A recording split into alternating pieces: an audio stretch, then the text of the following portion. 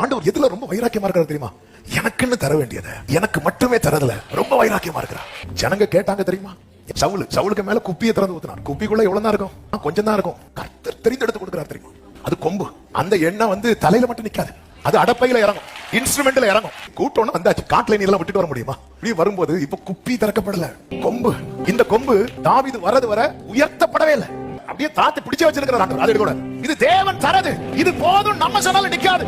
ஃபுல்லா இறங்குது, கையில இறங்குது. நேர காட்டுக்கு போனா காட்டுல ஒரு சிங்கம் வந்து நிக்குது. தாவீது நினைச்சிருப்பாரு, ஜஸ்ட் மிஸ். யாரு? நாடு. நேத்து வந்திருந்தா அந்த ஆடுக்கு பதில் வாயில யார் இருந்திருப்பா? நான் இருந்திருப்பேன். ஆனா நாளைக்கு சிங்கம் வரத நினைச்சு இன்னைக்கு தலையில அபிஷேகத்தை ஊத்துறாரு பாருங்க. அநேக காரியங்களை ஜெயித்தது எப்படி தெரியுமா? அவர் தெரிந்தெடுத்து. ஒரு குப்பி தைலமே போதுமே நமக்கு. நம்ம மேல இருக்கிற அழைப்பு, நம்ம மேல இருக்கிற தெரிந்தெடுக்கிற காரியம், இதெல்லாம் கேட்டு வாங்கினதல்ல, இது தேவன் தீர்மானித்து வைத்தது. குப்பியில கொஞ்சம் தைலத்தை வைத்து ஊத்தினார் தெரியுமா? அப்ப சவுலுக்கு போட்டியா ஒருத்தர் கிடையாது. ஆனா கொம்புல தைலம் கொண்டு வந்த போது 7 பேர் முன்னாடி நிக்கிறான். உங்க வாழ்க்கையில நீங்க சந்தித்திராத போட்டியை சந்திக்கிறீங்கன்னா உங்க அபிஷேகம் வேற.